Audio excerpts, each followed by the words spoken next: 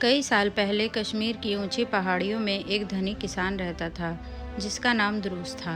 हालांकि उसके पास बहुत सारे भेड़े और मवेशी थे, लेकिन वह और उसकी पत्नी दोनों दुखी थे क्योंकि उनको कोई संतान नहीं थी। उनकी प्रार्थनाएं संतों और पीरों और साधुओं की प्रार्थनाएं भी बेकार चली गई थीं। उनका कोई परिणाम नहीं निकला था। एक दिन सफ़र से थका हुआ एक पीर गांव में से होकर गुजरा। वह श्रीनगर में बागों और मेवों के उद्यानों के बीच आराम करने के रास्ते में था। जब वह द्रूस के टेंट के पास से गुजर रहा था, पीर ने आवाज़ लगाई, अल्लाह के नाम पर अपनी खैरात मुझे दे दो। मेरे पास ना तो गोश्त है और ना ही रोटी का टुकड़ा है। लेकिन द्रूस ने जवाब दिया, मैं अपनी ज़िंदगी के हर दिन दयालु रहा हूँ, लेकिन अभी तक मुझे एक बेटे का वरदान नहीं मिला है, इसलिए मैं तुम्हें कुछ भी नहीं दूंगा। जिसे जन्नत ने मना कर दिया उसे कौन मंजूर कर सकता है। पीर ने निढाल होते हुए कहा और दूसरे टेंट की तरफ चल दिया। लेकिन पीर का युवा शिष्य जो पीछे आ रहा था ने आश्वस्त होकर अनुभव किया कि उसके पास दुखी दंपत्ति को संतुष्ट करने की शक्ति थी।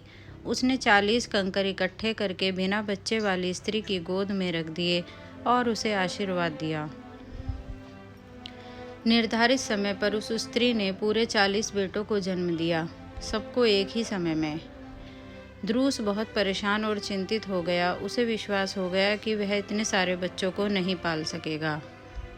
हम 40 बच्चों के लिए रोटी नहीं जुटा सकते, वह अपनी पत्नी से बोला। इसलिए केवल एक चीज़ है जो हम कर सकते हैं, अपनी पसंद के एक लड़के को रख लें और शेष 39 लड़कों को जंगल में ले जाएं और उनको वहीं छोड़ दें। हमारी कठिन परिस्थिति से निकलने का और कोई रास्ता नहीं है, इसलिए एक को छोड़कर सभी बच्चे पहाड़ों पर ले जाए गए और भेड़ियों की दया पर वहीं छोड़ दिए गए। उन्हें मरने के लिए छोड़ दिया गया था। लेकिन एक दिन पहाड़ियों में अपनी भेड़ों के झुंड को चराते हुए एक गडरिये को एक हिरन का खास व्यवहार उन चट्टानों की तरफ ले गया जिन्होंने एक कंदरा का मुख बंद कर रखा था। वहाँ उसने पाया बहुत बड़ी संख्या में बच्चे जंगली ट्यूलिपों के बीच में खेलते हुए इधर से उधर दौड़ रहे थे। गडरिया लड़का डर गया। ये बच्चे कौन हो सकते हैं, उसने आश्चर्य से सोचा। ये इस निर्जन इलाके में कैसे आए। शाम को उसने अपने अनुभव के बारे में अपने पिता को बताया और वह खबर ऐसे फैली जैसे उसे हवा ने फैलाया हो।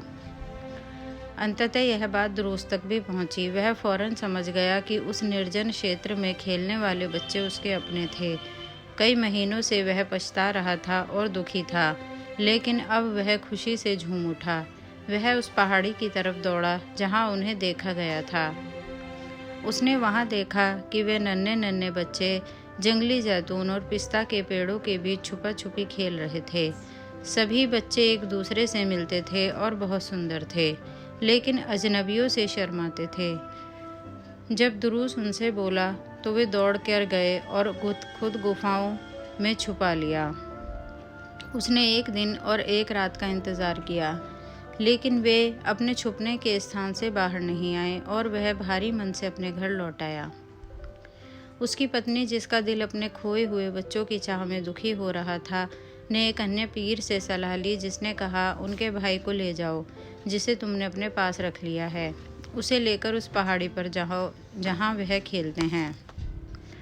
जब वहाँ पहुँचो तो उसे नीचे उतार देना और खुद छुप जाना। ममता से अभिभूत माँ ने ठीक वैसा ही किया जैसा उससे कहा गया था और सच में वही हुआ। बच्चे उसके प्यारे बेटे के साथ खेलने के लिए बाहर निकल आए। नन्हे अजनबी और उसकी मधुर आवाज़ से आकर्षित होकर वे उसके पीछे पीछे अपनी माँ के पास आ गए, जिसने उन्हें गले से लगाया और उन्हें मिठाइयाँ दी और जल्दी ही बिना किसी कठिनाई के वह उन्हें उनके घर लाने में सफल हो गई। द्रूस बच्चों को वापस पाकर इतना खुश था कि उसने गरीबों को उपहार और भोजन बांटा और गांव में संगीत तथा भोज का आयोजन हुआ। उसने सभी 40 बच्चों को नमाज अदा करना और पवित्र किताबें पढ़ना सिखाया। लेकिन सारे 40 बच्चे अचानक एक ही दिन मर गए। पूरे गांव में मातम छा गया और लगातार 3 दिन और 3 रात तक दुआएं की गईं। अंतिम संस्कार में भाग लेने आए अनेक मित्रों के लिए भोजन तैयार किया गया। उसके बाद 40 भाइयों को उस पहाड़ी पर ले जाया गया जहां वे पाए गए थे।